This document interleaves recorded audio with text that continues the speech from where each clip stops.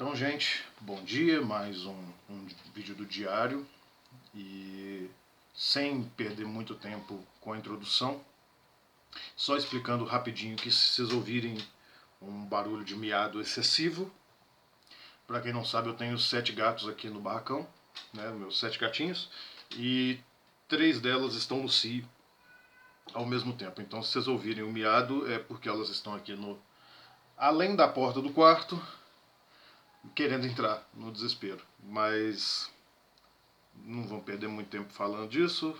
Vamos ao tema de hoje. Eu comecei essa semana falando de coisas ruins, né? Comentei com vocês que tive uma perda na família e infelizmente a gente chegou numa marca muito complicada hoje em números oficiais, então resolvi terminar a semana também falando desse tipo de coisa, que é triste que a gente comente, mas eu não queria deixar passar em branco, né? Como todo mundo deve saber, eu acho que não tem uma pessoa nesse país que não saiba disso. A gente chegou à marca oficial de 400 mil mortos hoje, e, e esse número também não significa tanto, porque a gente sabe que devido à subnotificação e à falta de teste e etc, etc, etc, a gente já passou de meio milhão de mortos. Se contar o excesso das mortes por crise respiratória aguda, a gente só está crescendo. Felizmente, na verdade, está diminuindo agora por conta do fechamento que a gente teve no último mês em vários estados do Brasil, mas os estados já estão abrindo de novo, está tudo voltando, estão falando de liberar a escola e tudo, e o inverno está chegando, então a gente pode esperar muito mais problema. Alguns responsáveis pela gestão da pandemia nos estados já estão falando de terceira onda, e não é um absurdo pensar nisso. Qualquer pessoa que esteja informada, esteja acompanhando, sabe que é bem possível que a gente tenha um platô muito pior daqui para frente do que a gente teve para trás. Então 2021 já está muito pior do que 2020. Nesses 4 meses já morreu muito mais gente do que morreu durante os 9 meses da pandemia no ano passado, e não há previsão nenhuma de que isso vá se resolver. Eu vi um comentário hoje, e por isso eu quis comentar. Eu vi 2 comentários hoje quando eu acordei, fui passar meu café e consultei o Twitter, né? Santo Twitter. E um comentário muito pertinente de um amigo meu, o Hank Hudson, professor de filosofia, escritor e hoje em dia influencer. Abraço, Hudson. E ele comentava que as primeiras vacinas da Pfizer estão chegando no Brasil hoje, no dia em que a gente alcança 400 mil mortos. Vai lembrar que eles tinham oferecido as vacinas para a gente no ano passado e foram ignorados pelo governo, e as vacinas poderiam ter chegado em dezembro. Então, grande parte dos mortos que a gente está tendo agora é realmente pela ingerência, pela incapacidade de fornecer vacina em tempo hábil, porque as pessoas poderiam estar vacinadas agora. A gente poderia estar reabrindo, como a Austrália, como Israel, como os Estados Unidos.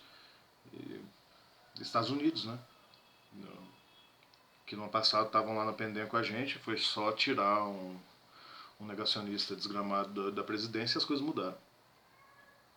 Isso também que eu estou falando já é lugar comum. Quem acompanha as lives do Attila ou quem acompanha outros comunicadores sabe que é isso. A CPI da Covid está aberta. Durante a próxima semana eles vão ouvir os ex-ministros da saúde, o atual, e quando finalmente ouvirem o atual ministro da saúde, a gente vai ter mais o que? Mais 40 mil mortos, se seguir pela régua do que a gente está tendo. E daqui a uma semana isso pode aumentar, porque está reabrindo.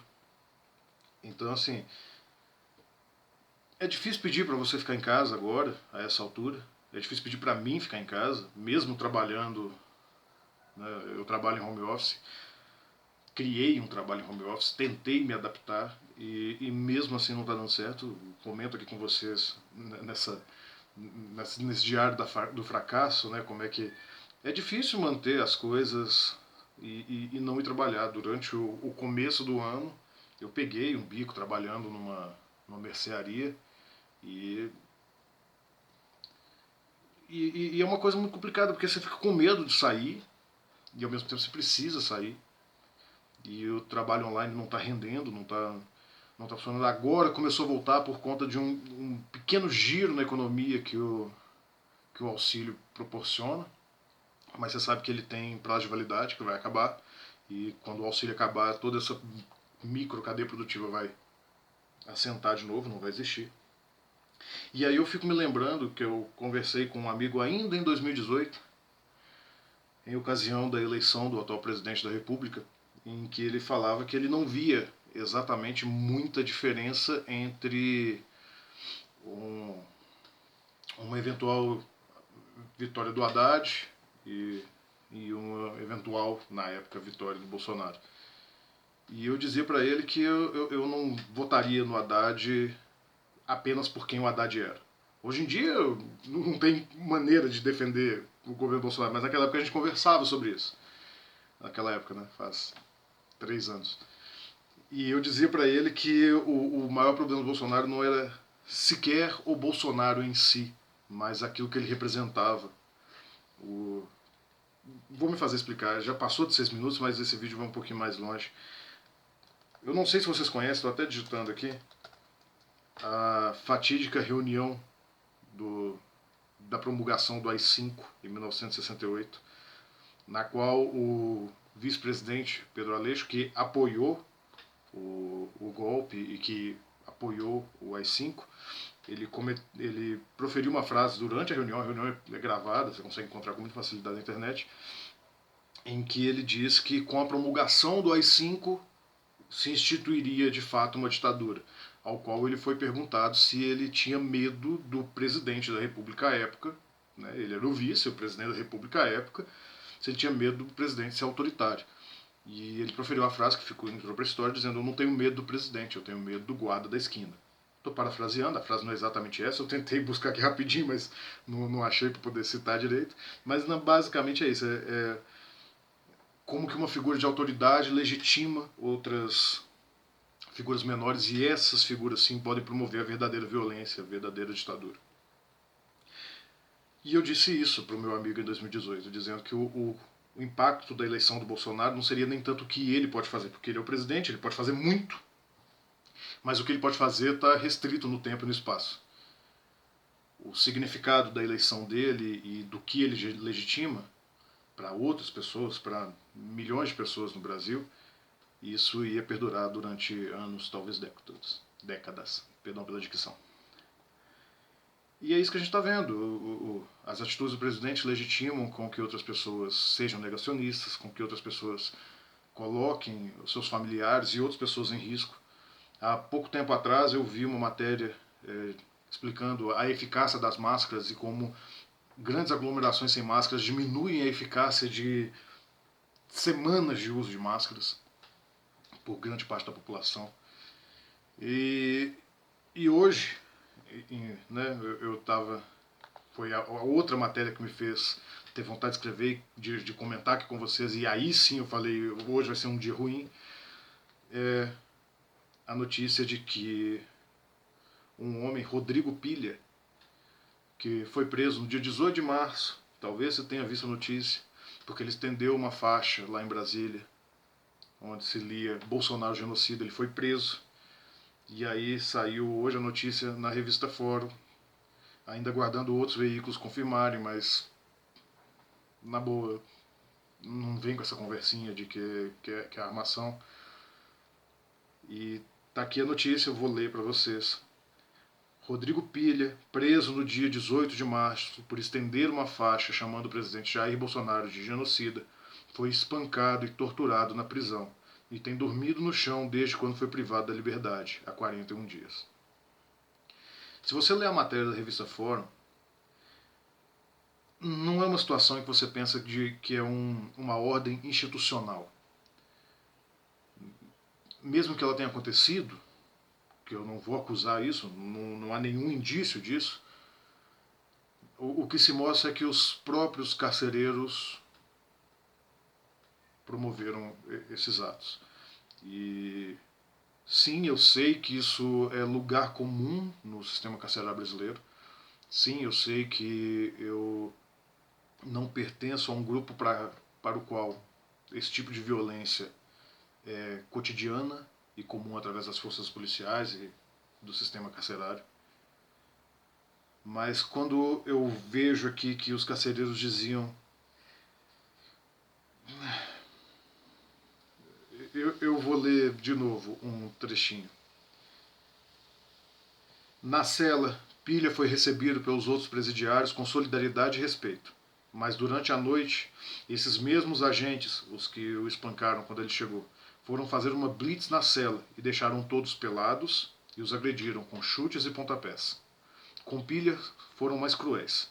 Esparramaram um saco de sabão em pó na sua cabeça, jogaram água e depois o sufocaram com balde.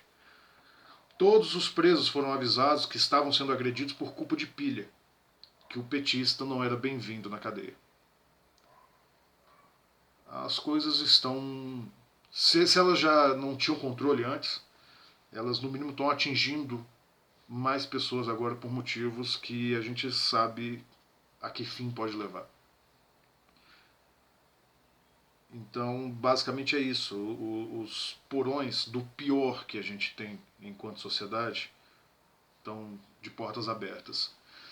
E para não terminar esse vídeo com um ar assim, terrível e tal, eu quero lembrar que isso que está acontecendo agora com violência política, com ojeriza política, visando um regime de exceção, isso sempre aconteceu na história do Brasil. Se não aconteceu com a gente, comigo, é porque a gente estava seguro em nosso privilégio. Então, se a gente vai mudar isso agora, se a gente vai fechar esse porão e deixar tampado para que continue ali escondido, isso não vai mudar nada. As coisas. A gente vai ficar esperando o próximo líder autoritário abrir esse alçapão de novo. Eu vi, né, uma amiga minha que também perdeu um parente essa semana, eu vi ela ontem saindo para uma festa porque ela não aguentava mais. Ela estava muito triste pela perda que a família dela teve e ela decidiu expor outras pessoas a perda que ela está sentindo. Não é assim que a gente vai mudar a situação. Não é assim que a gente vai fazer um futuro. Então, para ter um pingo de esperança, que sendo bem sincero, eu não tenho. Mas eu espero que alguém tenha. Eu espero que juntos a gente possa ter. Vamos fazer melhor que isso. Não vamos só fechar esse soltão. Vamos limpar tudo. Como, eu não sei. Mas a gente tem que pensar que é possível. Desculpa, gente. Esse foi o diário de sexta-feira. Chegamos quase a 15 minutos dessa vez. Ninguém vai ver esse vídeo até o final, mas eu gostaria muito que você visse. Se você ainda está mantendo o distanciamento, meu muito obrigado. Se por alguma razão esse vídeo chegar em algum profissional de saúde, meu muito obrigado. E é isso, se cuidem, fiquem em casa, a coisa tá difícil. Se puder. Até.